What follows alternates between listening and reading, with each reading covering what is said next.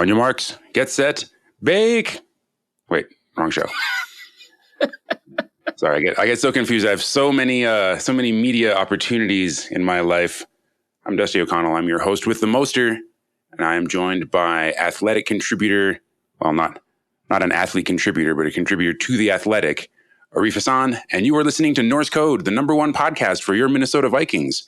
This introduction is going very well so far. Yeah, I appreciate the clarification. Sorely needed. Well, anybody that follows the football machine will note that your athleticism is, at we'll say near kind of a Kirk Cousins level, at least in terms of game-ending interceptions. Yeah, no, that's. I'll add this. I was a pretty good shutdown corner that time. So the first couple of snaps I was playing receiver, so that did present a problem. But then I switched positions, and it turns out great. So can we trade you and a first to Jacksonville for Jalen Ramsey? I can't imagine them saying no to that. What's your contract situation like? Can we reduce our future cap exposure by shipping you off? Yeah. I mean, the discount that you get from paying me the millions of dollars you're paying me over to Jacksonville, where they'll probably give me veteran minimum, which of course I'll hate. That's extraordinary. Do it. Well, you know who's paying you those millions of dollars is not some faceless media conglomerate or a blogging platform. Or, a company full of people who are not content creators. It is, in fact, you, the listener. And I am breaking the fourth wall and pointing out at our listenership. Norse Code is 100% listener funded, and we survive 100% on the strength of your contributions, is what that means. You will never hear a commercial here other than this, and we will continue bringing you glorious digital multimedia content until Arif signs with the Jacksonville Jaguars. So if you feel like this content is worth anything to you, please mosey on over to patreon.com/NorseCode. Become a supporting member in any dollar amount you would choose, although we suggest about $3.50 a month. Keep the Loch Ness Monster at bay. Give up 1 cup of coffee and help us keep the lights on. Put a few more bucks in Arif's pocket before he finally gets that call. And if a monthly contribution is not something that you desire, perhaps you just hear one episode and maybe we say something that, really makes the wheels turn in your mind or makes the light bulb go on. Just throw us a few bucks for that episode. Go to paypal.me/NorseCode and make a one-time donation in any dollar amount that you would like. So now that we've got that out of the way, how are you? How are things? I haven't, I was gone last week and I kind of missed out on what was potentially a very exciting game, and then was a very exciting game, and then ended in, misery. Abject failure. Yeah. Yeah. So you missed a Vikings game. You'd think I'd know by now. Right. Yeah. Aside from that, I'm pretty good. My takes are doing very well this season. The Mitch Trubisky can't throw left take, great. Carson Wentz isn't a good quarterback, fantastic after last week, great take. Some of my early budding takes, like the Cardinals offense just being kind of bad until it's suddenly very good, that turned out pretty good for me. So my takesmanship is working out. And then honestly, at a Vikings level, the Kirk Cousins take, that's, playing out beautifully. Rhodes, I'm going to need a little bit more work on. That's hopefully he'll improve. And then Diggs being better than Thielen, neither of them have gotten enough opportunities to prove me right yet. But I'm on the upswing, takesmanship wise. One might say that you your takesmanship is such that you may end up with a full advent calendar of takes mistakes. Yeah, no, I'm prepping for a strong Merry Takesmas. Well, I'm thrilled. I wish I could have been here last week, but those of you who are new to the show, welcome, all three of you. You're now a part of our bizarre yet close knit family.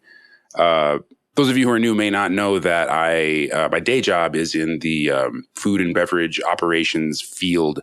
And I've been opening a new restaurant for the last, well, we were supposed to open 11 weeks ago. And, the process just went on and on and on. And then we finally, the other day, swung our doors open, ironically, on the same day that Taco Charlton was released. Yeah, that's really rough. In terms of the last contribution you had was this discussion about food-related players. Although we did get a good Corn Elder tweet from somebody in response to this episode. That's pretty good, but taco is definitely the most delicious name and the most delicious food. Not that I'm, biased in this particular instance, but the Lord giveth taco and the Lord taketh taco away. It's rough. What I'm taking away from this, yeah. We've got an interview with Seth Murphy, a Raiders knower, among other things. You can find some of his work at Just Blog, baby. He's got some draft stuff, some interviews with new players for the Raiders, but not like new this year. But first, I just wanted to take a moment and shake my fist at how just like lame this season has become. It didn't start out this way. I had maximum enthusiasm for it, but just like so. For example, I am an inveterate sports gambler, and I participate in a weekly picks league. You try to pick all the winners of the games. For me, the most fun in a picks league is having games that could potentially be close, or games where, because the CBS Sports interface shows you kind of by percentage how many people in the league have picked one team versus another. And to me, the most fun in the league is when you have 60% of entrants picking one team and 40% picking another, or if it comes down to basically a coin flip, like people are pretty much evenly split on who's going to win a game.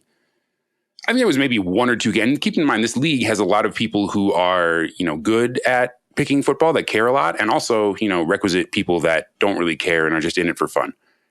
Nearly everyone has picked the same team for every game because four marquee quarterbacks are out for weeks, if not the season. One team is like actively tanking. Three teams are functionally unbeatable unless they play each other, and then the Browns are playing someone. And it's not exciting. Yeah, it's bizarre, and I think, because no one is really anticipating that Luke Falk is gonna beat Tom Brady, right? That's Luke who? What? That sucks. And the season I think is shaping out in particular poorly just because the primetime games they've scheduled are obvious disasters. Okay, so maybe you couldn't have anticipated that you should have moved the Ravens-Chiefs game to evening because you didn't know that Lamar Jackson was going to be a good quarterback, whatever, right? So, okay, so maybe that's not a primetime game. You save the Chiefs. Right.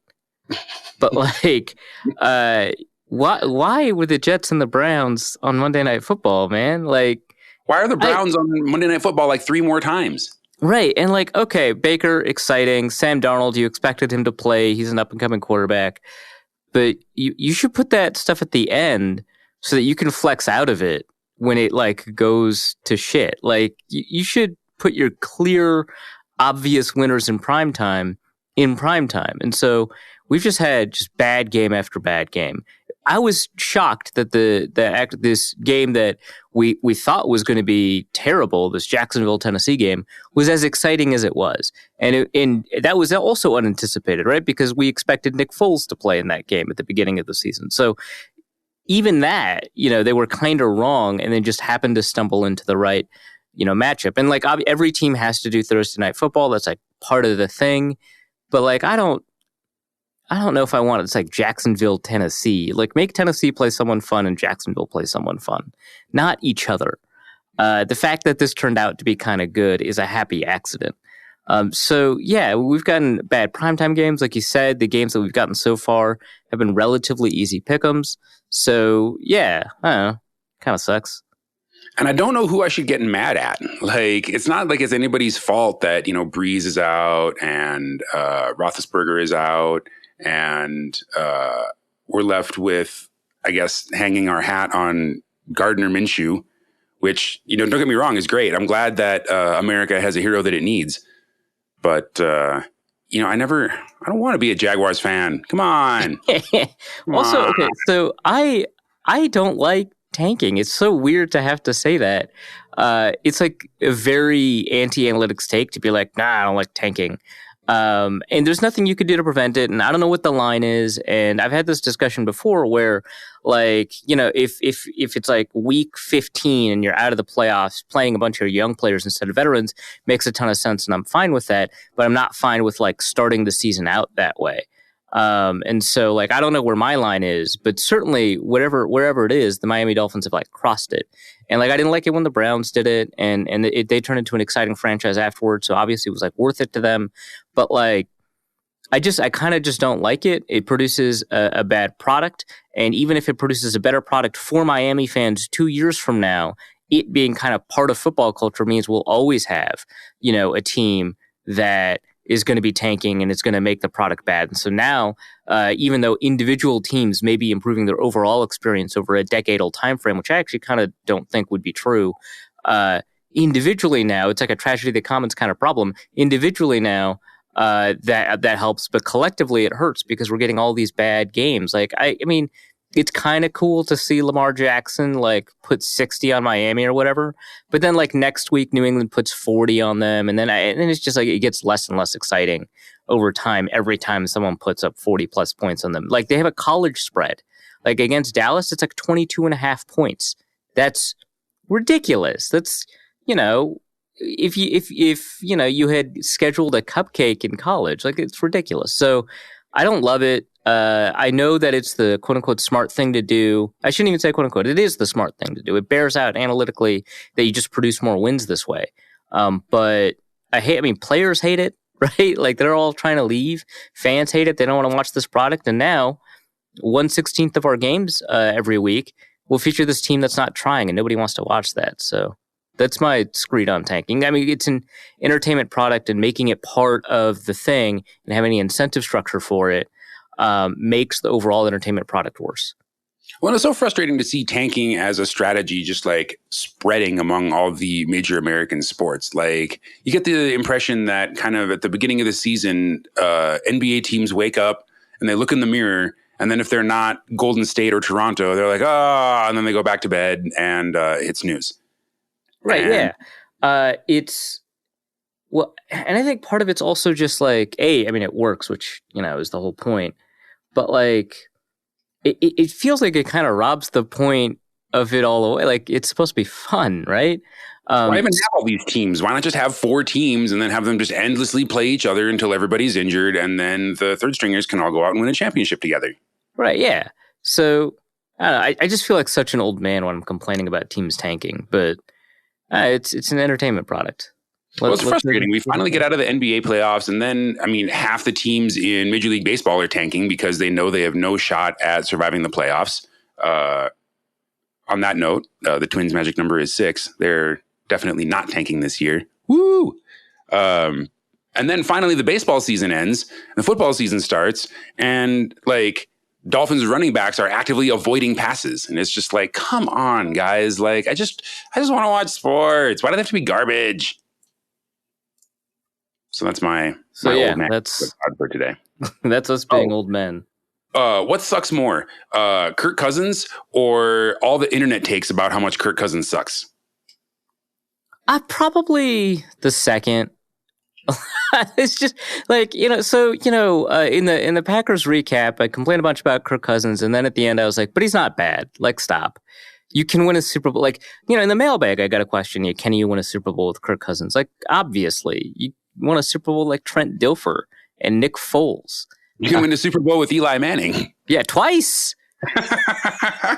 Joe Flacco. Like, we've won Super Bowls with bad Peyton Manning. Like, we've won Super Bowls with like pretty bad quarterbacks. Well, now, we have, but right. Yeah. Okay. Fair enough. We've failed to win Super Bowls with pretty good quarterbacks, actually. And depending on how you feel about Joe Cap. But like, yeah, it's not impossible. It's obviously less likely than if you had Tom Brady or good Peyton Manning or healthy Drew Brees or whatever, right? Or Patrick Mahomes, right? Like, obviously, it's less likely. The Vikings are not likely to win a Super Bowl, even when it's just put on a relative plane with all the other teams. And so, yeah, okay, so it hurts your chances because Kirk Cousins is your quarterback, but it's better than a bunch of other quarterbacks. He's, going to put you in position to score points. Maybe he's not great in 2-minute situations, and that's obviously going to be crucial when games are closer, and that's going to happen in the playoffs more often.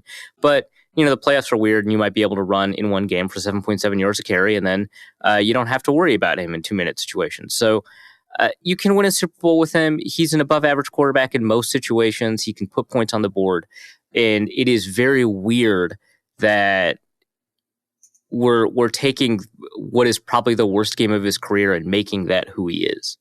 Well, we're 1-1 in the division, so we may as well just cancel the rest of the season. Yeah, better tank. It's over. Oh, no. Just forget it. Just fire him. Just put whoever on it. Let's put you at quarterback. I'll be your receiver. I have great hands, but I can't run. I will at least attempt to catch. We'll see how the tackling goes. I won't try to block downfield though, because Lord knows that's a federal crime. Right. Yeah. No. You can't block downfield. You can't block at the line of scrimmage because then you'll be holding. So be careful. Yep. Contact with basically any part of the quarterback, whether he has the ball or not, is a penalty unless it isn't. Okay, this is definitely an old man podcast now. So this was just such a frustrating week in a frustrating season, and I just had to. I've got 2 weeks worth of old manness to vent. Before, this is bull crap, and then we lost against the Packers. It was just stupid.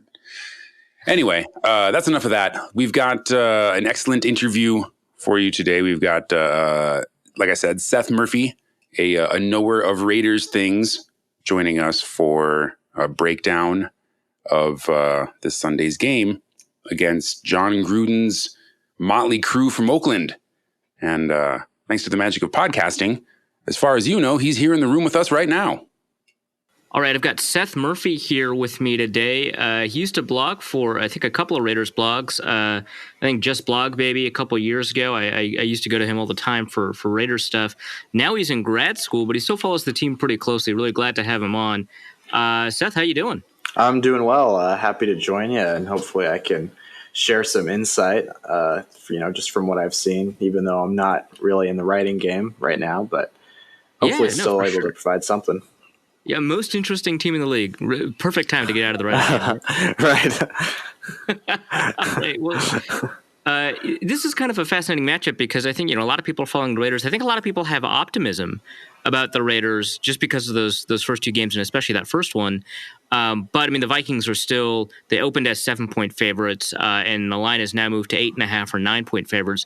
So despite the Vikings taking kind of an embarrassing loss last week, it looks like people just kind of generally trust the quality of players that the Vikings have. Plus, I think there's some injury concerns with the Raiders, right? Yeah, definitely. So Trent Brown, who was, the big offseason acquisition for the Raiders, he didn't participate in practice yesterday with a knee injury. That would be obviously a huge loss for the offensive line. He's stepped in immediately and been a really big addition. And with a great defense like Minnesota has, with and Derek Carr doesn't do great under pressure. So if Brandon Parker's in there and Derek Carr has to eat a bunch of pressure, it could really go downhill from there. And then Josh Jacobs has been kind of a workhorse of the offense through the first couple of games, and he's been practicing, but I think even early on, it's clear to see that John Gruden is kind of running him into the ground, and you are starting to see it take a toll. He had an illness that's been keeping him out. I think on Snapchat or Instagram or something, he posted that he's lost like 10 pounds from some sort of illness. And there was also some reports of a groin injury. So, two really cornerstones of the offense have been a little bit hobbled. And then the two best players on the offense, right? Yeah, I think I think you could definitely make that argument that Trent Brown and Josh Jacobs, without them, the offense looks significantly different. Yeah, I mean Josh Jacobs right now he's the top graded running back on Pro Football Focus. By the way, Dalvin Cook number 3. So we know that those grades are pretty good for running backs. And and he's been, he hasn't gotten as many yards on the ground. He's been a threat through the air, kind of like we expected based off of what we saw in Alabama and stuff like that. But if Josh Jacobs isn't available, the guy I just traded away in fantasy, Jalen Richard, he I think is expected to step up. What's your confidence level in someone like him playing running back? Jalen is serviceable. He's always been great. And John Gruden really does like Jalen Richard, especially as a third down running back. He's great in the passing game, and he just kind of fits that mold, something that Gruden likes, obviously using the running backs in the passing game. And it's honestly a role that I thought Jacobs would see a lot of, but really he's been kind of the early down back that has been getting some of the tougher between the tackle carries. And on longer third downs, Richard has played a big role, bigger than I expected, really. And he'll be fine, but he just lacks the size. Him and DeAndre Washington just both kind of lack the size that you really want to be able to run down, a physical front. That, something that John Gruden really wants to do is to wear down the defense, kind of that throwback thing. And Josh Jacobs fit that mold perfectly. And I do expect him to play, but I don't necessarily know if he'll be getting the 20 carries a game that, he's been seeing. And, I don't really know if you get the same kind of physicality out of Richard or Washington that you would get with Jacobs. Yeah, fair enough. Well, let's talk about kind of the offensive design. You already mentioned that they like to play a little bit heavy. They like to kind of run up the middle.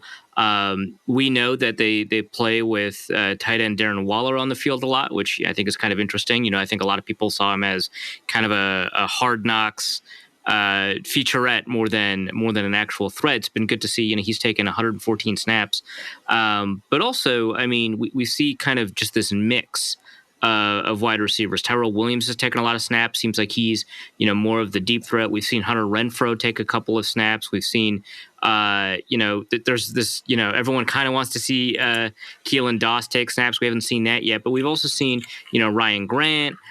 We've seen a little bit of Dwayne Harris, who I think is a little bit more of a returner, unless I'm wrong. You can correct me there. But there's kind of a lot going on with that receiver core. And then from a passing game perspective, you've got Derek Carr. He's known for getting the ball out quickly. He's known for kind of throwing it a little bit shorter. He's got one of the shortest average depths of target this year, albeit only 2 games in. But they do have a deep threat in someone like Tyrell Williams. So what is the passing, or what's the character of that passing offense, do you think? Yeah, that's a great question. And I think that the identity of the passing offense has changed beyond kind of what John Gruden expected coming into the season. Obviously, the Antonio Brown saga was something that left a mark on the team. Yeah, we can say, John Gruden can say whatever he wants about moving on and the team as a whole, but really the identity of the offense changes when you don't have a guy like Antonio Brown on the field. And, you had somebody that could command the attention of the defense in Antonio Brown. And then you have guys like Tyrell Williams that can take the top off of the defense. And that's a lot easier to do if you have a legitimate threat that's, someone that's a threat all over the field in Antonio Brown. And so, with Tyrell Williams being the number one threat, it's a lot easier to neutralize that deep ball. And that, tends to make the offense a little bit more one-dimensional than I think John Gruden wanted. J.J. Nelson has the speed to take the top off of the defense. He's been hurt. Dwayne Harris is dealing with an ankle injury that at the time he suffered, it looked pretty significant. The receiving core as a whole just kind of lacks the type of long speed that you'd like to see for a vertical passing game. And so really what it turns into, and I think John Gruden is fine with it, but it turns into the short passing game being an extension of the running game, tossing it out to tight ends and running backs and, hoping that a receiver can, make a tackle or miss and make a play in the open field. But we saw the issues that arise from that in the game, in the Kansas City game, for example. You can be happy with playing the sticks and, just trying to systematically march your way down the field and picking up first downs. But when a team like Kansas City scores 28 points in a quarter and you're down by 18, then, that methodical passing offense, the short passing game, just isn't as effective to score those quick points like you'd want to see. And, kind of what we expected for the passing game to look like with Tyrell Williams and Antonio Brown is something that can stretch all aspects of the field, both vertically and horizontally. And it lost that, that aspect. So. Yeah, well, so one of the interesting kind of things about the offense, the quick strike nature of the offense, part of that probably has to do with the receiving core. It also seems like some of that might have to do with the offensive line, because I know that there's not been a ton of pressures given up by Colton Miller, but I take a look at him, I see someone I'm not too impressed with. Has been a lot better than I expected when he was drafted, but certainly not someone I'm too impressed with. Gabe Jackson, I think, is still injured, so they've had to play Jordan Devy, who's not been as good as Gabe Jackson you would expect to be.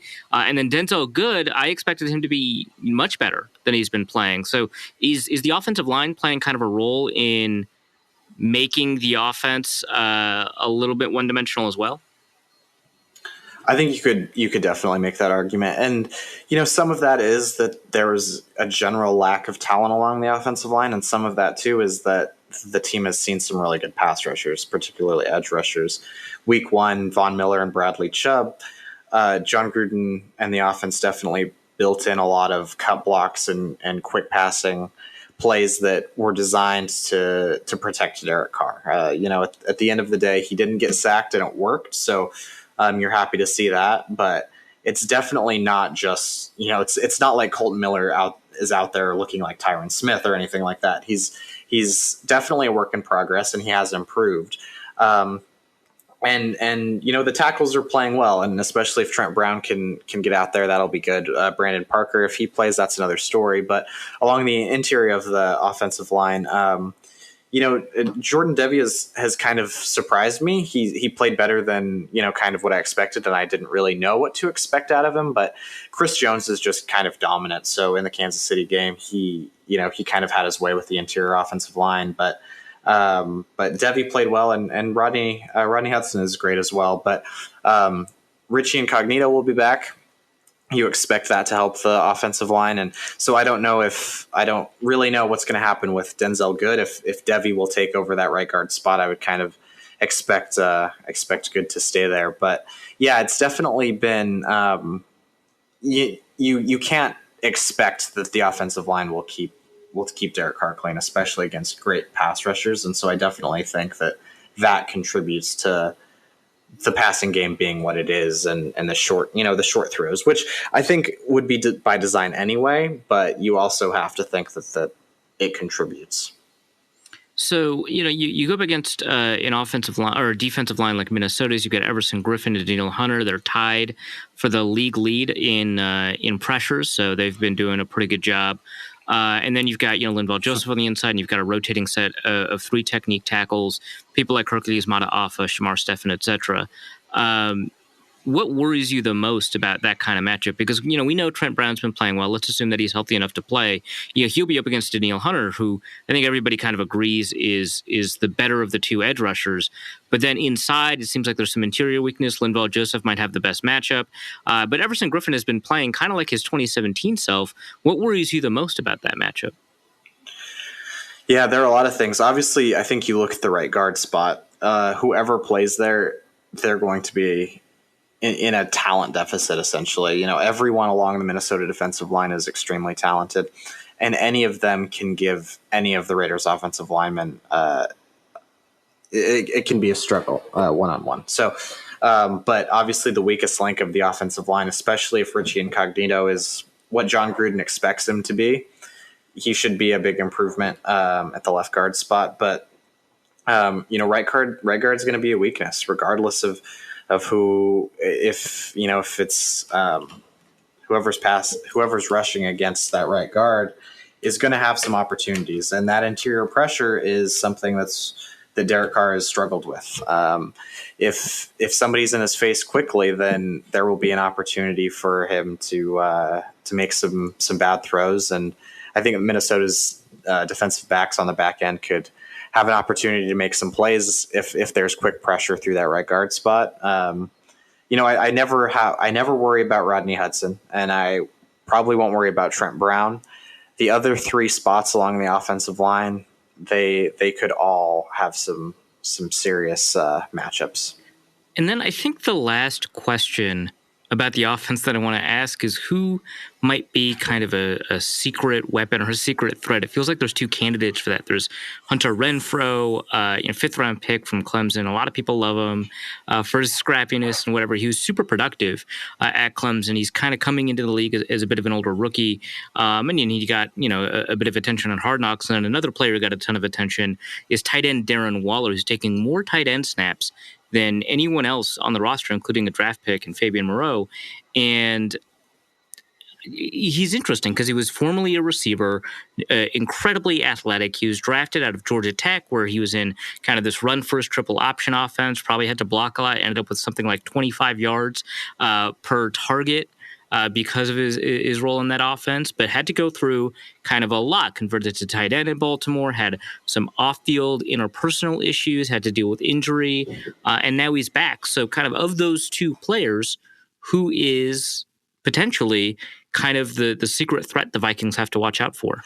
Yeah, that's a great question. So I'm definitely more intrigued by Darren Waller. I think he definitely has he'll get the lion's share of the looks, that don't go to wide receivers, really. Tyrell Williams is going to get a lot of them, but John Gruden loves Darren Waller, and he loves the kind of matchup nightmare that Waller presents. There aren't a lot of guys in the world that are as big as he is, that run the way he does. And he'll get open. We've seen it in the first couple of games. If he lines up, he's bigger. You hear the old cliche, he's bigger than cornerbacks and he's faster than linebackers and safeties. And, that's true of Darren Waller. He's kind of jumped out, and, there were whispers about him during OTAs and training camp and things like that, he's really showing out. And now that he's on the field, it's true. It's real. He's very fast. He's explosive and he's athletic, and he adds something to that offense that you don't often see out of a tight end.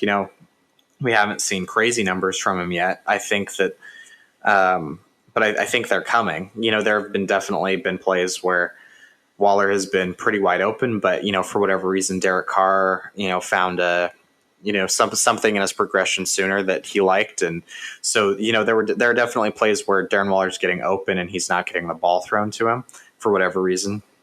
Hunter Renfrow is also, intriguing, and he is very talented. But I think early we've seen that his size, his slight stature is somewhat of a detriment. So far, I think that he'd definitely benefit from bulking up a little bit. He's kind of, it's been easier for more physical defensive backs to kind of get him off his spot. And that leads to some inaccurate throws, and it's tougher for him to fight through that physicality. I definitely think that he's smart enough, and he's shown that he's, scrappy enough to figure out how to play in the league. And, the Raiders defensive backs have kind of raved about how talented he is. And LaMarcus Joyner even compared him to Antonio Brown at a practice, saying that, anytime you line up against Antonio Brown or Hunter Renfrow, it's like you're playing on Sunday. Those guys play hard. And so he's earned the respect of his teammates. I just think that he has some slight physical limitations so far that have been holding him back. But Darren Waller, he's got every physical tool that you can ask. And I think that the numbers are going to start coming quickly for him. So then the next question I have about Darren Waller is, he's a converted tight end, former receiver. Can he block? Because that's a fairly big part of the game. If he can't block, then what's the point of even converting him to tight end? Run blocking is such a difficult set of techniques. It's kind of, underrated as a skill for players to learn, but, it's the whole point, right? So can he? Yeah, it definitely is. And so that's obviously the issue when you have those, uber athletic tight ends, is if they're not a threat in the blocking game or, in the running game, then you just put a corner on them and it's not a big deal. You treat them when they come into the game like they're a wide receiver, and then that's fine. I think there's kind of a threshold for how good does a tight end have to be in the blocking game for him to command that kind of respect. And I think he's above the threshold. He's not out here like George Kittle, like plowing guys over and looking like a sixth offensive lineman, but he's good enough as a blocker that you have to respect his ability as a blocker. So what does a successful outing for the offense look like? Is it like, just a couple of blown coverages, or is there like a plan in place to target a specific matchup that they might like? Does the offense kind of just have to play out of their mind? What's the path for them to get to 28 points? Yeah, so I think ideally the blueprint is, if you can, you give the ball to Josh Jacobs 20 plus times. You wear down the defensive line. You make them rotate through those 3 techniques. You blow the smaller 3 techniques off the line. You get a bunch of yards up the middle, and you hope that you break a few long runs. Along the way, the play action game starts to become more effective, and you hope that you can get a few downfield throws. You hope that you can get a safety peeking in the backfield, expecting a Jacobs run, and maybe you get Tyrell Williams, on a deep pass. I think that ideally it's the methodical short passing game and running in between the tackles. That's going to be the MO of a John Gruden offense. He wants to get the ball to the Ryan Grants and the Tyrell Williams on short throws and Hunter Renfrow on the short throws. He wants to get the ball to Jalen Richard in the passing game, and he wants Josh Jacobs to get the hard-fought yardage. If the Raiders offense goes down early and they're forced to try to stretch the field vertically, they're going to be in for a long day. We saw that against Kansas City. It's not effective. It won't work with the talent disparity between the Raiders wide receivers and the back end of the Minnesota defense. It won't happen. So if the defense really needs to do their job and not let Minnesota score early, because if you get a couple touchdown lead, then the Raiders are really put in a position where they're not comfortable on offense. Then I think the next question is, and this is kind of like a broader question. It's not about a specific matchup, but it's been one that I think people have been asking for years. I think Vikings fans were interested in it because they could have drafted him. But there seems to be a topic of debate. Is Derek Carr a good quarterback?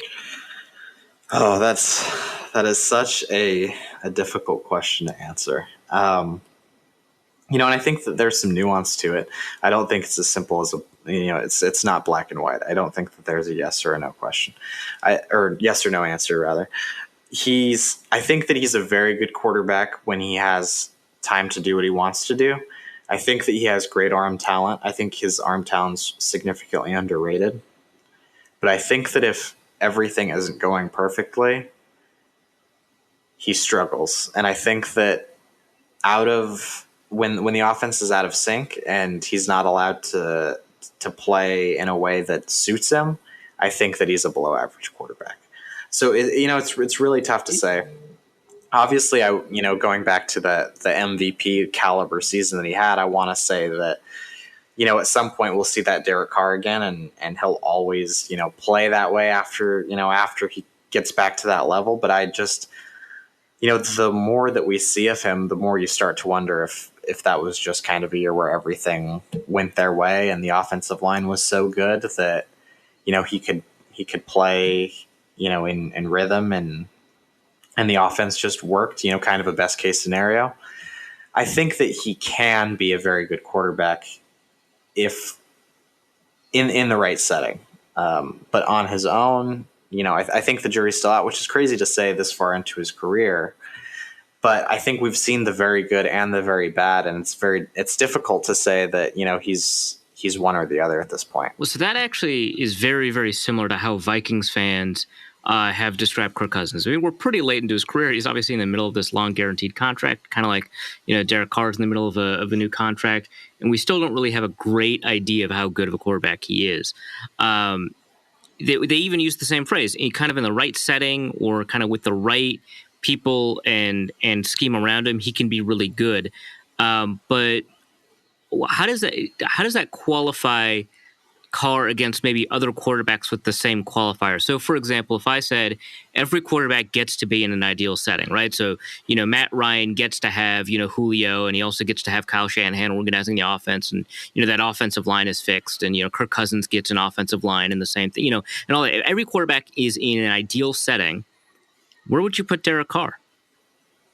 Yeah, and I think that's a really good question, especially, now we're kind of seeing a transition from the elite quarterbacks, and now, at the point when we had the Bradys and the Mannings, it was kind of a clear distinction between who was who, and I think that those lines are starting to get blurred as those quarterbacks age and retire.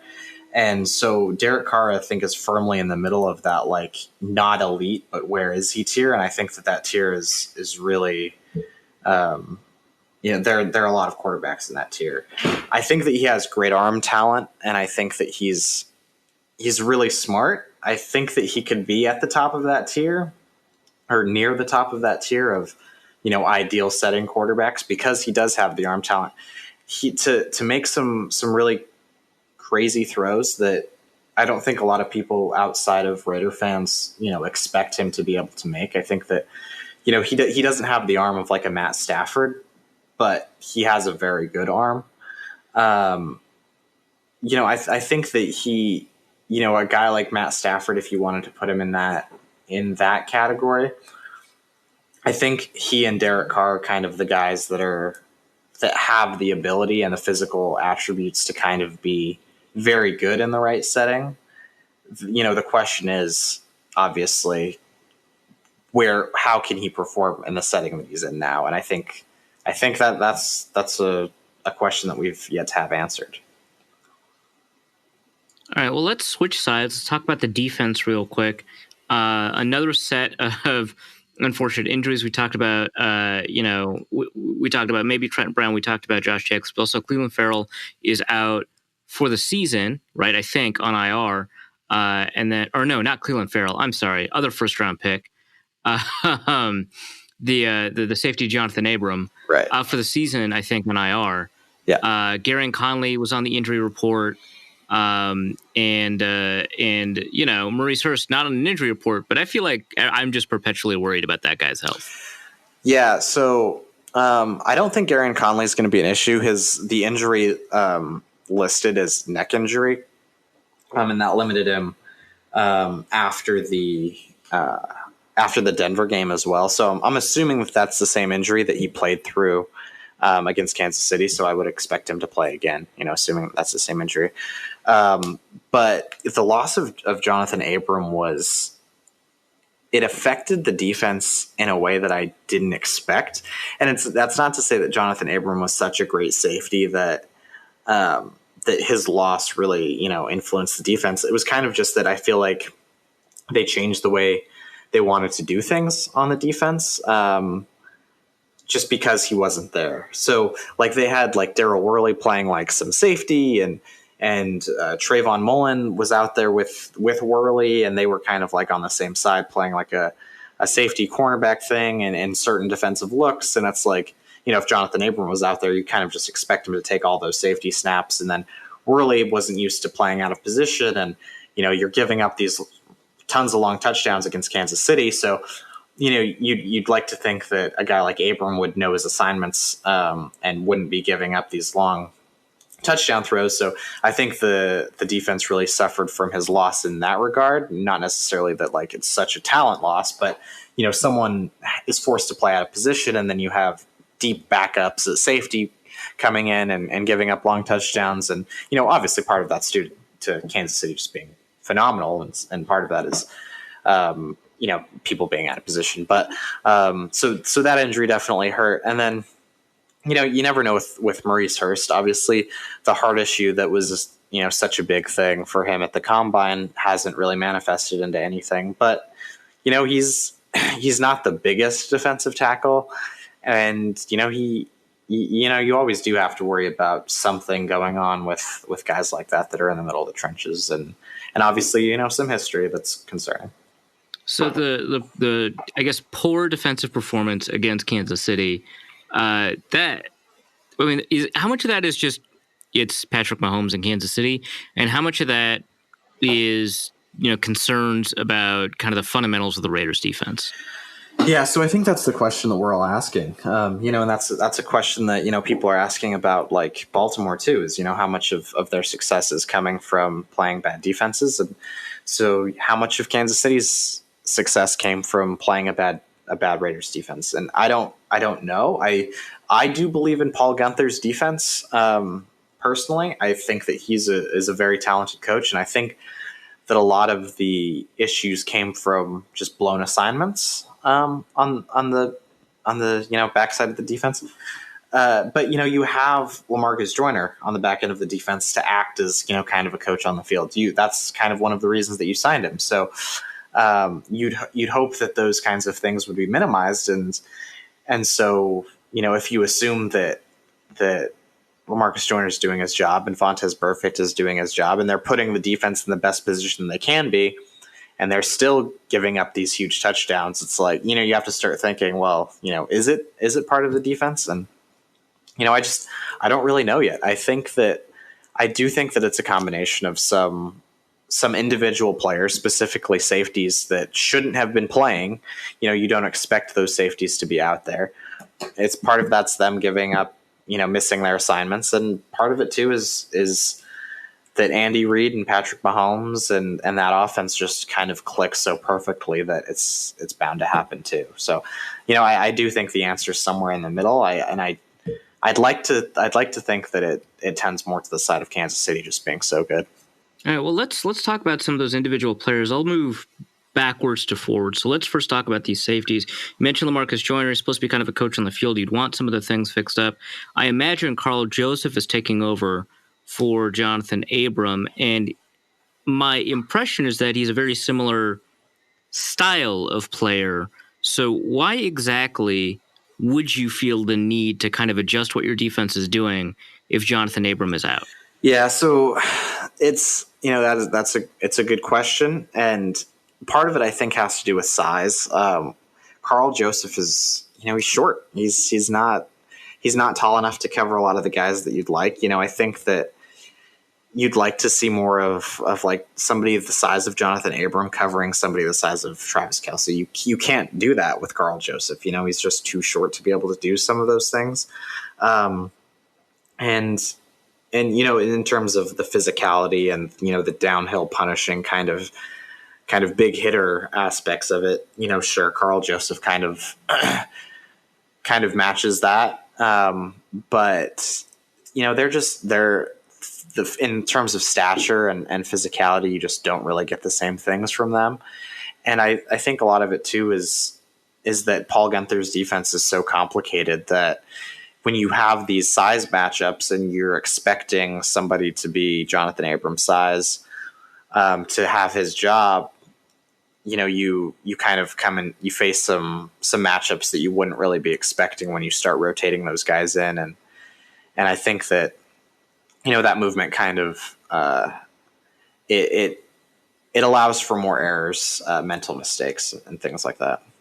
Oh, that makes sense. Well, let's talk a little bit about these linebackers. So Vontaze Burfict, obviously, he's had familiarity with Paul Guenther style defenses. Paul Guenther, of course, was the linebackers coach under Mike Zimmer in Cincinnati. He spent some time in Miami. Now he's in Oakland.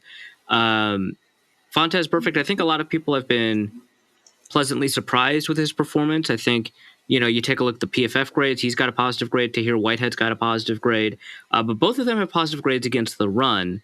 Neither of them seem to have good grades in coverage.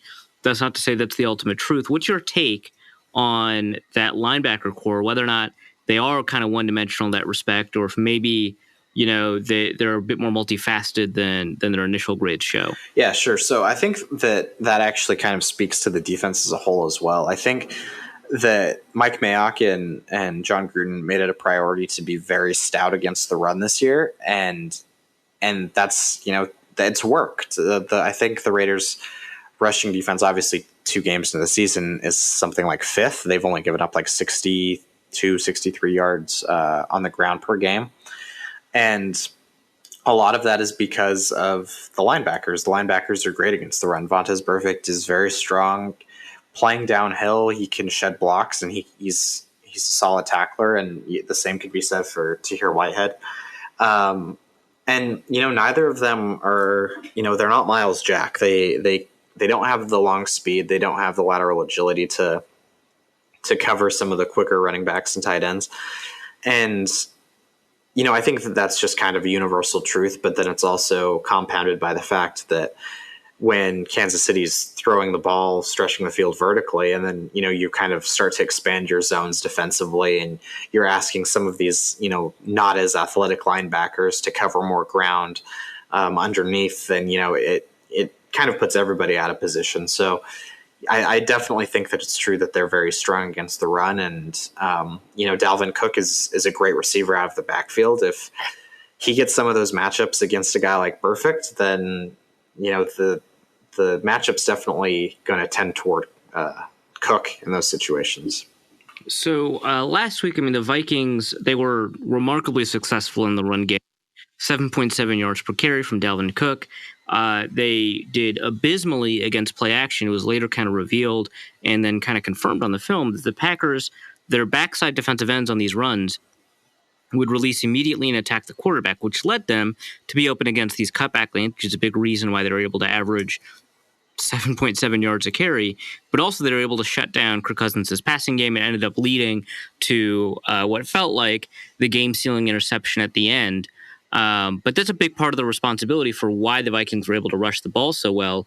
Do you think, and I think it's kind of unusual for a team to kind of sell out against play action instead of against the run, but do you think that that's not going to be there against the Raiders, that maybe they're more likely to be susceptible to play action because they're going to sell out against the run? I think that could be part of it, but I also do think that the personnel is just very adept at stopping the run in general. If the defense, I think there's a lot of discipline built into the defense in general. And so Paul Guenther has kind of put together some kind of like run personnel groupings as opposed to like passing personnel groupings. And early downs, we're seeing a lot of the like run groupings where it's just that everyone on the field is so good against the run that, you don't need to try like to make the conscious effort to stop the run. It's kind of just that everyone's so big and strong and powerful that they happen to be stopping the run without, making it a priority necessarily. So I think it kind of depends on which of these groupings that you get on the field, because if you get these, these passing groupings on the field where you've got a guy like Clelin Ferrell at like 3 technique rushing, it's going to be easier to run the ball up the middle than against like Jonathan Hankins. You know what I mean? So it's like, it's going to depend a lot on how and when they decide to run the ball.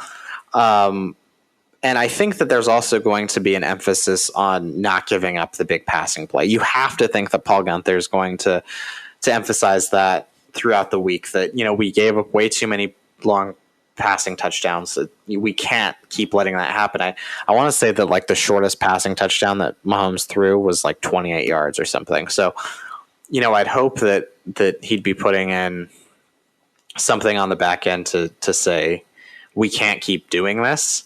And I think that, it is a lot of strength on strength, where Oakland's personnel is kind of been put together to not need anything else to stop the run. It's big physical guys that you'd hope you can have your base defense out there and you don't need to send more or do anything crazy to stop the run. Fair enough. Well, let's talk about that defensive line a little bit. You already mentioned it. I look at this defensive line and I look at a bunch of players that when they were drafted, I think all of them were criticized as being overdrafted. So Clelin Ferrell, first round pick, but, picked at number 4 instead of picked around like 26, 25. We're seeing players like Brian Burns and Josh Allen do pretty well already. Someone like Maurice Hurst, people expected him to fall out of the draft, like you said, for that heart issue. Arden Key, preseason of his final college year, people expected him to be a first round pick. I saw him kind of mocked into day 3. PJ Hall, I saw him as a 4th, 5th round guy that, he ends up getting drafted in the 2nd round. I think maybe Max Crosby is the only guy that I kind of liked where he was drafted. Have any of these players, and obviously I know it's early for someone like Clelin Ferrell, but have any of these players begun to live up to where they were drafted, or do they look more like they're players that, while not necessarily bad, are more in tune with what seemed to be the draft consensus at the time? Sure. So I think a guy like Maurice Hurst has really outperformed his position. I mean, I think that if you were to tell me that he was, some people wanted him in the top 10 before the hard issue came out. I don't think he's played like a top 10 pick, Right. But if you consider where he actually was taken, I think he's really outperformed that.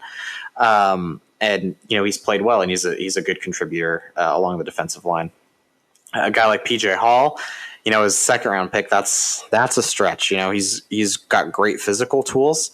And last season it was just kind of like, you're like, wow, I can't believe we spent a second round pick on this guy. And there was a lot of people talking about like, is PJ Hall the odd man out on the defensive line when cuts to 53 come? And he's really improved this year, thankfully.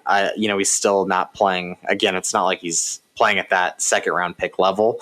But I think as he starts to put the skill in addition to the crazy physical attributes, you hope that there's something there. As far as Clelin Ferrell goes, I think that, it kind of depends on what you expected from him. I think John Gruden and Mike Mayock expected a guy that was going to be really stout against the run, was going to be able to set the edge and not get, blown off the line of scrimmage. And if that's what you're expecting, then you should be happy with what you've seen. He's been fine as a pass rusher, and he's been strong against the run. But, he just doesn't have that. He doesn't have the first step of a guy like Brian Burns. If you're expecting a quick speed rusher that can blow by any offensive tackle in the league, you're going to be really disappointed. I think that's, kind of what you expect at number 4 overall, which might be disappointing, but I think that he's giving Mike Mayock and John Gruden kind of what they expected. And Max Crosby's seen the field a lot for somebody that was picked as late as he was, and I think that he's just going to continue to improve as well. That's great. So there's been sort of a common theme in a lot of these recent acquisitions. So Josh Jacobs, first-round pick at a running back. Clelin Ferrell apparently picked higher because of his proclivity against the run. And then someone like Jonathan Abram, like obviously he's not a liability in coverage, it seems like at least, that this early in his career, but he's a big hitter, and a lot of people think about that in the context of how you have the ability to stop the run. Then offseason acquisitions, people like Vontaze Perfect, people like Tahir Whitehead, who are known more for stopping the run than they are for their coverage. And then even the offensive line seems like, aside from like Trent Brown, and Rodney Hudson, seems like more of an offensive line geared towards running the ball than it is geared towards pass protection. Maybe that's unfair. Gabe Jackson, is injured, but it feels like, and Foster Moreau blocking tight end, it feels like that this is a team that isn't just like committed to the run in this like very abstract sense, but in a very real, tangible, this is how we make personnel investments kind of sense in a huge way. So with all of that in mind, A, am I wrong about that? But B, if I'm right about that, is this a concern, or do you think it's good for the Raiders to have this particular focus? I love that question. So I think you're right on. I think that they've made a very conscious decision to say, we want to run the ball and we want to stop the run. In terms of is that a good idea? I think for the offense, it's somewhat innovative. You're starting to see these smaller linebackers come into the league faster, with the idea is that we're gonna be able to cover anyone, right? Like you get a guy like Deion Jones and you say like, oh, he's crazy fast and he can cover pretty much anyone. Same thing with like a guy like with like Devin White. It's like they have to be fast enough to cover sideline to sideline, and just kind of as a consequence of that, you're going to sacrifice some size. So I think there may be something there in terms of, if you're not going to have these really stout linebackers, then we're just going to run the ball down your throat. And maybe that's a good idea, and maybe it's not. And we'll have to see how that goes. But I do think that it's a very interesting decision defensively, because it seems like most teams are trending towards throwing the ball way more. The passing game is just becoming such an important aspect of football, more so than we've ever seen before. And so, you do kind of start to wonder if, as teams start passing the ball more, does it matter as much that we can stop the run? Against a team like Kansas City, you'd start to think, no, it's not the best idea. We shut down the running game, which is great. LaShawn McCoy didn't do anything against us, but, Patrick Mahomes threw 4 touchdowns in a quarter. So is that the best way to go about it? You could make the argument that it's not. And I kind of am in the camp that maybe you should start to think about bolstering the back end. So. Yeah, well, that's fair. I'm going to ask one final question about the defense. I'm going to ask some kind of big picture questions. So again, Paul Guenther, very familiar with the Mike Zimmer defense. I imagine that's going to inform the offensive game plan for the Raiders and kind of vice versa for the Vikings. But the Zimmer defense is known for a couple of things. I think the most famous of which is the double A gap blitz, which he hasn't used that much anymore. But the idea of getting 5 rushers, at least threatening to rush the passer to get one-on-one matchups, whether or not you end up only rushing 4 or 3 or you end up rushing 5 or 6, you end up with a bunch of one-on-one matchups because of the way they change the blocking alignment and so on. And then also at the back end, in the secondary, there's a lot of complicated pattern matching, which it sounds like you're kind of alluding to. It might be a complicated defense, but it's a mix of man and zone where you have assignment rules for basically who's going to be your man matchup, and maybe you've got an opportunity to pass them off. It's a difficult defense to learn. Is it something that you think schematically, kind of regardless of the talent level of the players that are executing it, schematically, something that Paul Guenther as a coordinator can pull off and make effective for Oakland? Or do you think that, this is kind of like, the Belichick coaching tree? It kind of only works for Belichick, or in this case, it only works for Zimmer? I think that we've seen enough glimmers of it working, especially against Denver, that you'd like to think that there's some merit to it. But, we've only had a couple of years of Guenther really getting the personnel that he wants to execute something like that. And, it's just difficult too in terms of like the athletic abilities of the players, right? Like you said, a guy like Vontaze Burfict, the older he gets, it's not that easy for him to be at the line of scrimmage in the A gap and then drop to a hook zone. It's like by the time he gets there, is he already beat? There are things like that it's like you need players that are both, intelligent enough and experienced enough to be able to understand what they're seeing and adjust accordingly, while also being young enough and athletic enough to execute, what they want to execute. And I think that's, it's tough to find players like that. So ideally, I think that it, theoretically it should be able to work. It's just a matter of, will it work with what the Raiders have? Yeah, fair enough. Well, let's talk about the Raiders-Vikings game. I mentioned that the spread right now is at 8.5 or 9 in favor of the Vikings. The Vikings are at home, so that probably helps a little bit. 2.5 to 3 points, depending on who you ask. You take a look at this game. You see the Vikings. You see how well they did against Atlanta, how poorly they did against the Packers. You see how well the Raiders did against Denver. You see how poorly they did against Kansas City. What are your takeaways going into this game? Do you think, for example, the Raiders have the ability to cover? Do you think that they'll get the doors blown off of them? Do you think they'll win? What are your thoughts overall about the game? I think that it's an interesting matchup because I think that Oakland's not as good as what we saw against Denver, and I think that they're a lot better than what we saw against Kansas City, and it's just like, where are they? And I think that Minnesota is a great team to kind of get a truer sense of that. It's a very good defense with an offense that's very similar to theirs in a lot of ways. A middle of the road quarterback with a strong running game.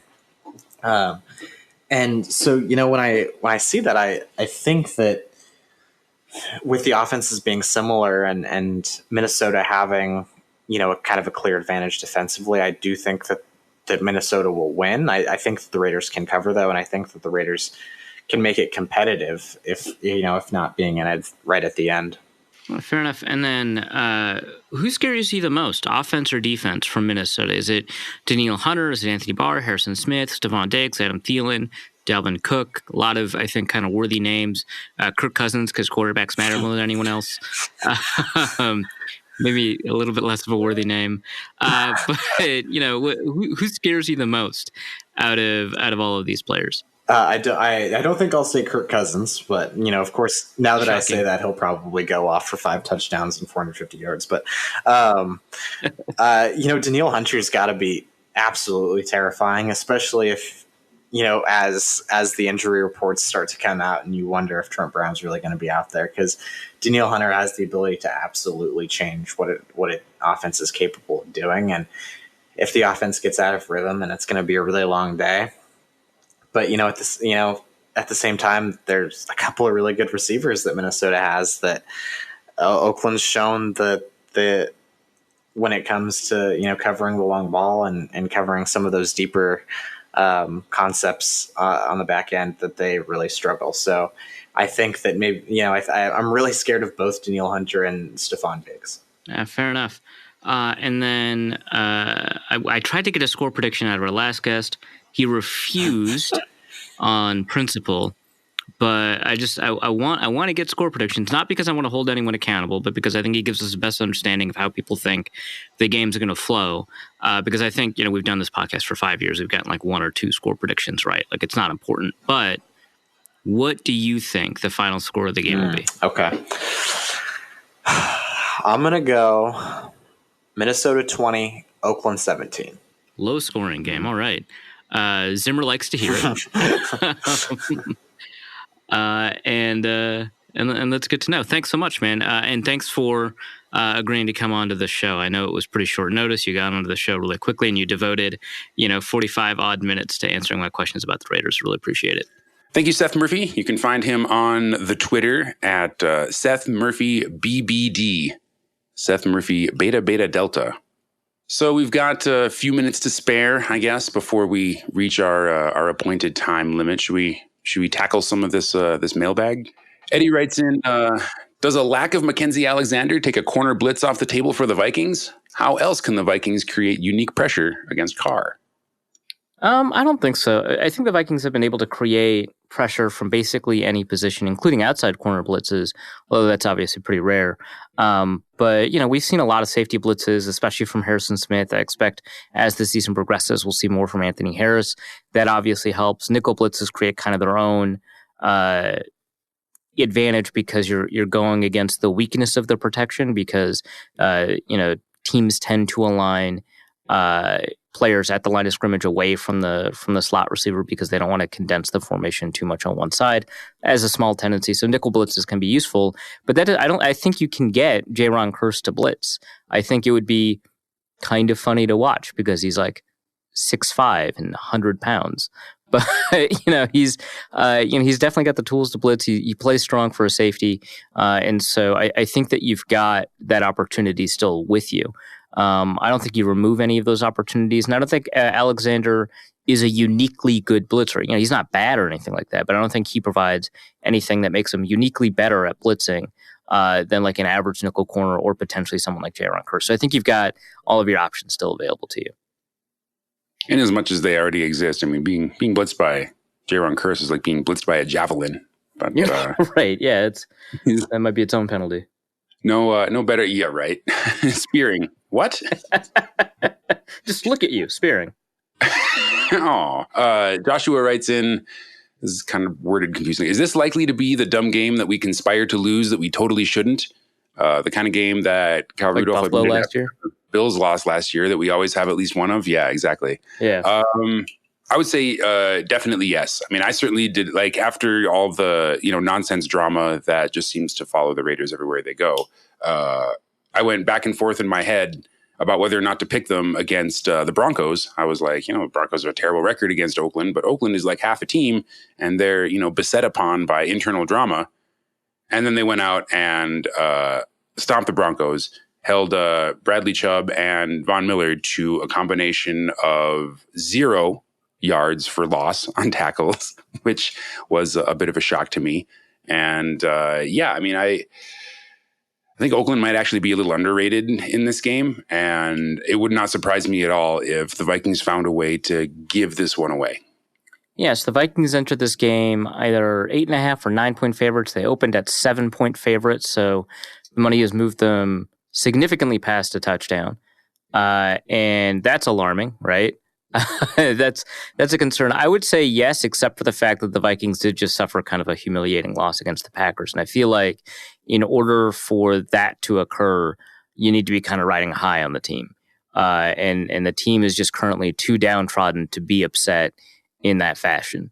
So I'm not saying it's impossible they lose to the Raiders or anything like that, but I'm saying it's more likely they'll play to expectation after they've already kind of taken the rug out from under you. Now, if it were later in the season and the Vikings racked up a couple of wins or, there is a game later in the season that's going to be likely like this.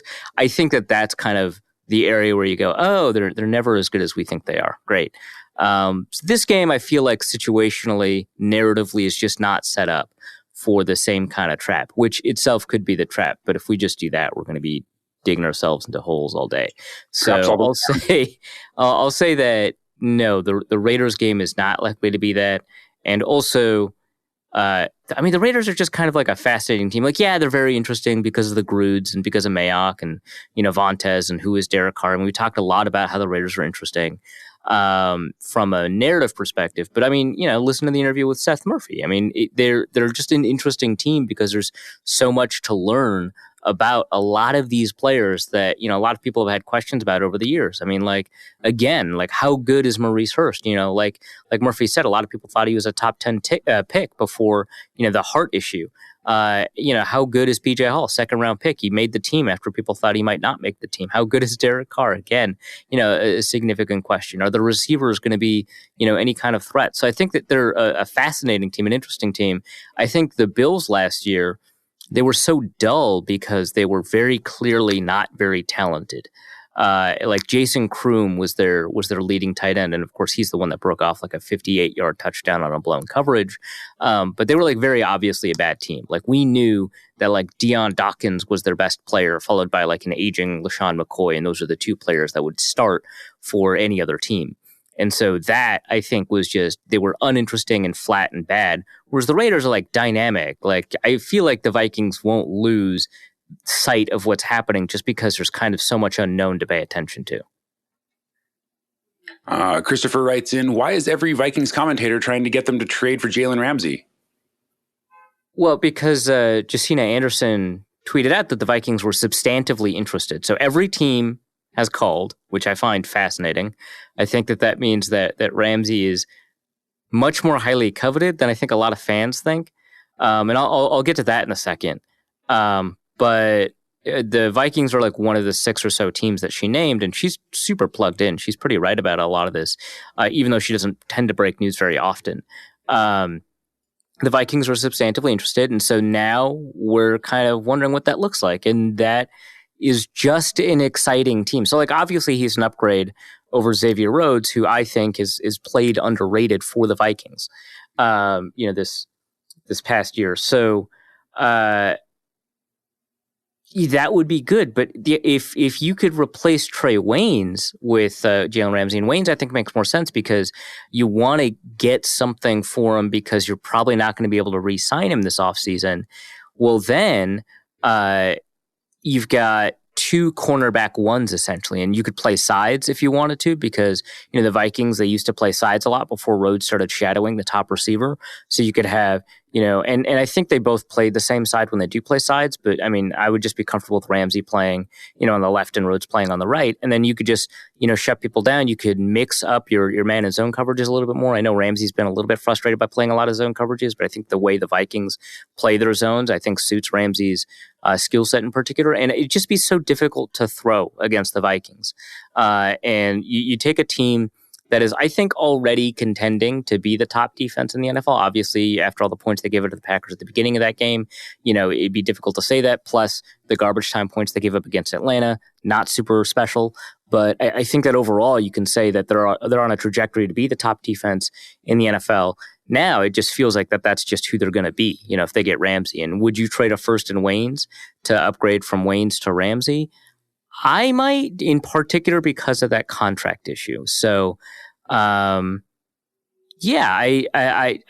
really feel like this makes a lot of sense. And I don't know that it's going to happen. I think it's not very likely. When you say, hey, 6 teams are interested, that automatically puts you at kind of a 1/6 percent chance. And then I think given Spielman's general conservatism regarding his picks, that makes it even less likely. So, I would say that it's not a probability, but it's very exciting. And then the next thing about Ramsey is that, a lot of people think he's like a locker room cancer or something. And I don't think there's any evidence of that. He's very outspoken. He's clearly demanding a trade. A lot of people think that that's evidence by itself, and it really isn't. There haven't been any locker room issues. In fact, Ramsey doesn't even have that much of a problem with Doug Marrone. I've talked to a lot of Jaguars beat reporters about this because I'm kind of fascinated about this, and Jaguars bloggers, and he's really well loved in the locker room. People love him. So that's not really a huge concern to me. Well, somebody heard on First Take that he has an attitude problem. So obviously he is a locker room cancer that shouldn't even be in the league. Yeah, right. So I don't know. To me, the trade would be easier if we got rid of, well, not got rid of, but if we offered Xavier Rhodes in a first, because that both kind of takes care of some of the cap issues that trying to bring Jalen Ramsey on board would create, and also kind of sweetens the pot more immediately for the Jaguars, assuming that they have not decided that they would like to tank and are just, fire sailing all the good pieces of their team. But yeah, I imagine the Jaguars certainly would rather have Xavier Rhodes, and like you said, that cap issue is an issue. But also consider, Waynes is on his 5th-year option, which means he takes up $9 million in the cap. That is not that much less than Xavier Rhodes, who I want to say $4 million less or something. Yeah, I want to say he takes up $13 million. I'm going to take a quick look. Yeah, 13.3. Yeah.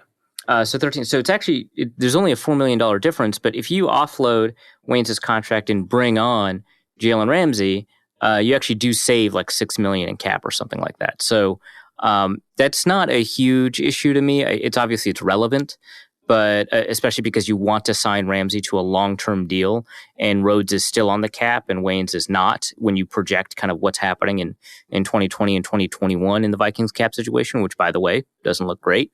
But I still think this year it's very easy cap-wise to do it, and then next year you could create an extension that makes the next year cap hits small and makes the 2021, 2022 cap hits much, much larger. So yeah, the Rhodes trade would be more appealing to the Jaguars, and it would alleviate more cap space, especially kind of going forward. But I don't think cap presents a huge problem. And I also think the Jaguars are just not going to get as much for Ramsey as I think a lot of people kind of would abstractly value him at, because he is looking for a new deal. It's not like you're trading Minkah Fitzpatrick, who still has 3 years left on his rookie deal. You're trading for somebody who's about to sign a new one.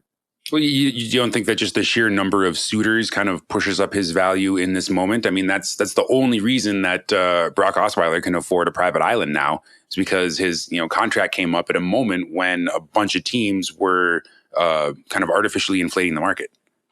Yeah, no, I think, that certainly plays a role. I don't think that the number of suitors for Jalen Ramsey is incredibly higher than the number of suitors that were there for Minkah Fitzpatrick. And obviously Fitzpatrick plays a safety/nickel role, and Ramsey plays an outside corner role, so he's just a more valuable player. And like I said, all 31 other teams checked in, but only 6 seem to be that interested enough to make serious offers. So the market for him is I think probably about as large as it was for Fitzpatrick. Again, he's a much, much more talented player, and he plays a more important role than Fitzpatrick does. But the fact that you have to pay him, I think, really depresses his value more than the fact that there's just kind of a number of competitors on the market for him. Which again, he's still going to go for like a first and then something else valuable, like a second or a player or something like that. But would you ever see your way to maybe like Trey Waynes and a first and like a 5th round pick, or is that crazy talk? I mean, yeah, it's a 5th round pick. I'm not like, oh no, the Vikings can't trade for another kicker, right? Like, I could do a 5th round pick. I think it's Trey Waynes, a first, and then when you start talking about day 2 picks, that's when I'm like, maybe I'm out. Nope, I'm out of here. Like the SpongeBob meme. Let's see. Ethan writes in, Arif has said multiple times that pressure up the middle isn't as bad as from the sides, but it isn't clear to me why exactly. Does the quarterback see it easier? Is it easier to do a double block with a center/guard? Yeah, so this has always been one of the more fascinating findings that Pro Football Focus has put out. I'll link to it in the show notes because I just think it's so interesting. But yeah, I'm not entirely sure why. I don't think it has much to do with the fact that you get combo blocks, just because once you have achieved pressure most of the time, you have overcome any of the advantages that combo blocking creates because they've lost. Obviously, with that, you do have more of a chance of recovery when you've got two linemen trying to recover instead of one. So I think that might be part of it. But I think, or rather, I don't think that that's a huge part of it. I think the reasons that's the case are A, they are much easier to see. There's blindside pressure all the time. I mean, we don't have as much of a blindside in the modern NFL, but it's still much harder to see edge players and react to them. We just saw Kirk have some problems with that. We saw Aaron Rodgers have some problems with that. And he's got amazing pocket awareness. So I think that plays a role. I think generally speaking, speed plays a role. I think that just because edge players are just faster, they have the ability to close. Although that's not everything, because once you get rid of sacks and hits and only take a look at pressures, that's still the case, but those pressures might be closer because those players are faster and have more closing speed. So I think those all play a role. And then I think actually it's harder to escape edge pressure because to roll out of the pocket against edge pressure, you have to, I think, make more dramatic movements. Whereas against interior pressure, you can either do kind of the Tom Brady slide in the pocket sort of thing, slide around it, or you can, if you just roll out of it and there's no edge pressure, it's very easy to find space. Whereas if there is edge pressure, there's somebody chasing you, and so you can't roll out. They've already got a head start on the run. They don't have to change direction. So I think those all play a role, but this is all speculative. I actually don't know why it's the case. I just know that it is the case. Oh boy, here's a name. Ilverin? I guess swing at that one. Ilverin writes in, what would have to happen for you to start Jones over Bradbury? Over Bradbury? That's interesting. 5-6 more games. It would have to be no improvement. If he's starting to show improvement 5-6 games in and he's still struggling, I'd probably keep Jones in. I make fun of the importance of chemistry that offensive line coaches put on offensive lines, because I think it's significantly overrated and it inhibits the ability for you to put more talented players in that overcome the problems with the lack of chemistry. But I will say that it does matter, because when you are, especially at center, because when you are engaging in those double blocks and attempting to peel off into the second level, you need to have solid communication with the guards around you in order to figure out kind of who's doing what on those plays. So, and you can kind of see evidence of that. The Vikings do have great chemistry on the offensive line in terms of run blocking, even if they're not actually very good at run blocking. And so losing that to add Brett Jones, I think you definitely get an upgrade in pass protection, which is superior to the downgrade you'll get in run blocking. But if Bradbury is improving, then this first season provides you with opportunities to really, get him ready for the playoffs, and you might have a better player by the time the playoffs start than with Brett Jones, especially because Bradbury does have that upside potential as a run blocker. But if he's not improving after 5 or 6 games, I would make the switch. Kyle writes in, is it morally just to have Everson play against Colton Miller, or are we obligated to start Weatherly and Odenigbo? It probably doesn't reach crimes against humanity until you hit Derek Carr more than they've hit Matt Stafford. So that's where you start ratcheting it down. You don't think the Thursday game moved the line on that? You don't think the over under at moral rectitude is 9? No, I think that now that we've got fewer quarterbacks, maybe that's a good case. But for now, I'll just say Carr has to take 10 sacks before you decide, all right, Odenigbo, time for you to shine. Caleb writes in, which team has the better logo? And furthermore, isn't a Viking just a more specific type of Raider? The Raiders have the better logo. And I guess, but I think that makes it a better mascot, the more specific you are. I just think that the more general you go, most of there's probably a level of specificity where it's like, if it's like the Fighting Svens, you're like, well, who the hell is Sven? But although that has its own appeal, honestly. But I think the more generalized your mascot category, the less interesting it is. If the Chicago Bears were like the Chicago Sun Bears, that would be way cooler.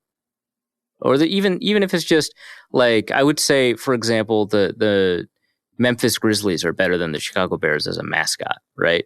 And that's, Grizzlies like almost like a fake category of bear anyway. So I think the Vikings have a better mascot, but I think the Raiders have a better logo. And Vikings, like, Raiders are defined by only that job, the fact that they raid. The Vikings happened to raid, but they also happened to have this extraordinarily rich culture all across Northern Europe, Iceland, and even a little bit of Greenland. They're more farmers than they were raiders, but, we know them for the raiding, and that's why they were chosen as the mascot, because they were vicious fighters and all that. Plus, the raiding was not unique for that time. But, yeah, Raiders are defined by raiding, and Vikings are defined by a broader culture. But if Vikings are a more specific raider, I think that makes the Vikings a better mascot. Well, and I don't even need to ask your opinion on whether or not the Jaguars would be more interesting if they were called the Big Cats. Oh, actually. No,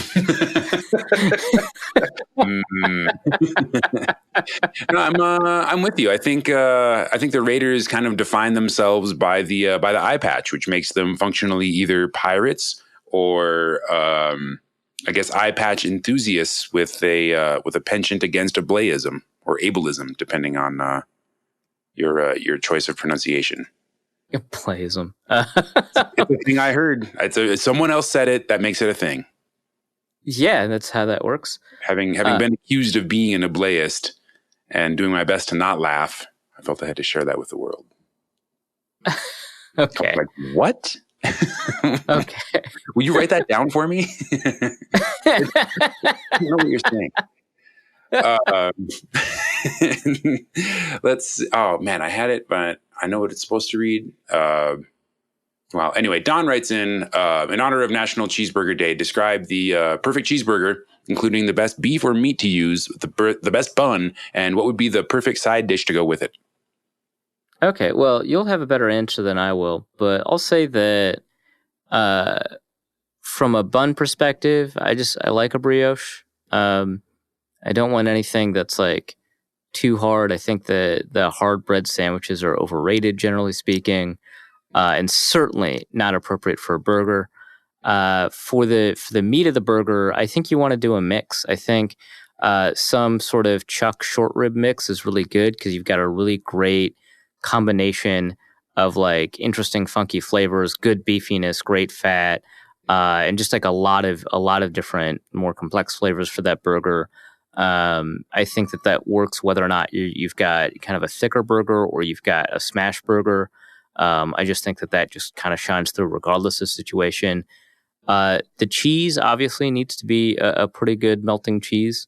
I used to be a Swiss guy, but now I like more flavor. So, a pepper jack is pretty good usually. Munster's pretty good. Even like provolone, which is like kind of more appropriate for like roast beef sandwiches. And then toppings, I do think that you do want lettuce, and I strongly believe in onions. You can move it in one direction, like take off the lettuce and add grilled onions and mushrooms and mayo, and I'm fine with that. But I think for a classic cheeseburger, you do go with a lettuce, you do go with onions, and then for the sauce, if it's just going to be a classic ketchup, I think that's fine. I think people kind of hate on ketchup too much, but if you can kind of make your own homemade like curry ketchup, that's phenomenal. So yeah, not too dressed up, but I think that's kind of my approach. I actually had an answer in mind, but I'm definitely going to springboard off of yours. I think you had some good ideas. I love the idea of the combination like chuck short rib meat base. Got to be 80-20 chuck. You can't have meat that's too lean. Although I think that is no longer a secret. I think every grill meister knows that one now. Mm-hmm. Bun wise, Functionally, anything but ciabatta is probably okay. Ciabatta is the worst bread by far in all categories. The undrafted free agent of all breads. Wow. Brioche is a good choice, but I got a soft spot in my heart for a pretzel bun on a burger, especially like a wet one, because you get that kind of like the pretzel layer of kind of insulation between all the burger stuff and your fingers. It helps limit napkin usage, and I'm a messy boy, so that's important to me. Topping wise, the perfect burger topping is, and this is a difficult one to execute at home. Partly just because it's scary when you're making it, but deep fried kimchi. That's such a Dusty answer. But it's so good. It is everything you want out of a burger topping in one, like in one topping. Basically, you get the crunch that you want from the lettuce. You get some additional crunch from the crispy fried bits. You get kind of the sour that you want from the ketchup. A little bit of sweet, a little bit of spice, some good funk. It really plays all roles very well, and I would just throw a few big pieces of fried kimchi cabbage on there, and maybe mix together a little bit of sriracha and mayo. Put that. That's pretty fascinating. That actually reminds me of the Mount Vesuvius burger at the Blue Door Pub, which has these fried avocados with a little bit of ghost pepper. Obviously, just not too much ghost pepper because it is a Minnesota company. It is one of the spicier burgers I've eaten. But they've got these great chili peppers, and then they also have these fried avocados on top, which I thought everybody's doing avocados, whatever, right? But actually, that's a great combination of crunch and creaminess and spice to complement a burger. Yeah, and anytime you've got a lot of spice like that, it's nice to have like a fat vehicle already prepared for you, so you're not immediately like, "Where's the ice cream? My hair's on fire." Like, exactly. Cheese wise, I got to go with the king of all melting cheeses, Oaxaca cheese. I feel like if I'm doing a Oaxaca cheese, I really want to kind of lean in to other Mexican flavors. Otherwise, I just feel like it feels out of place to me. Yeah, I know any like chefs or like menu designers who are listening to this show, all one of them, are like tearing their hair out and gnashing their teeth. Like, what are you doing? I'm like, it's East meets West. It's fusion, all right? Oaxaca, kimchi. I thought you guys liked fusion. Yeah, right. But not this. I've gone too far. But I mean, realistically, to me, that's the perfect burger. I want the best of each ingredient in the burger. I want the most delicious patty and the most delicious condiment without putting 70. This isn't Fuddruckers. I don't want 70 things on my burger, but I want something that has like a lot of flavor and a lot of texture. And I mean, the best condiment is fried kimchi, and the best cheese is Oaxaca. And then just for a little moisture barrier, just some sriracha mayo. And I like pretzel buns. So that's right. That I think is going to do it for episode 288 of the #1 podcast for your Minnesota Vikings, which is still Norse Code, despite what you may have heard. You can become a recurring contributor to the show at patreon.com/Norse Code, or make a one-time donation to the show if you enjoyed our obnoxious cheeseburger recipes at paypal.me/Norse Code. Is there anything that you would care to plug or announce before we adjourn in advance of the Raiders football match this weekend? Well, as we were writing, this piece just got published. Underrated Vikings from the first 2 weeks of the season. People have talked a lot about Danielle Hunter's great, Dalvin Cook is great. That's all obviously true. But, there's some Vikings who've played very well that we just haven't had very much discussion of. So that just got published over at The Athletic. Obviously, head over to theathletic.com, and in the Vikings section, that'll be there. Check it out. Subscribe to The Athletic. Arif's cat needs food. like literally right now. The cat needs food. Right now. Thank you also to Seth Murphy, who, as far as you know, is sitting right here next to me. And James and Arif, and potentially me, will be back to recap the game early next week. We'll see you then. Norse Code is the largest and only division of Norse Code LLC. You can find Norse Code on the Daily Norseman, SB Nation's Vikings blog at dailynorseman.com. You can also find it on iTunes, Stitcher, Google Play Music Podcasts, Spotify, or wherever fine podcasts are aggregated. Our Vikings blogger extraordinaire and generally useful human is Arif Hassan, and he can be found on Twitter at Arif Hassan NFL. I am your producer and co-host, and my name is James Pagashnik. You can find me at the show's official Twitter feed at NorseCodeDN. If you'd like to donate a few bucks to the show, you can make your one-time donation at paypal.me/NorseCode, or a recurring monthly contribution can be made by visiting patreon.com/NorseCode. Any questions or comments that won't fit in a tweet can also be sent to norsecodepodcast@gmail.com. On behalf of the Norse Code staff, we thank you so much for listening. Our formula is this. We go out, we hit people in the mouth.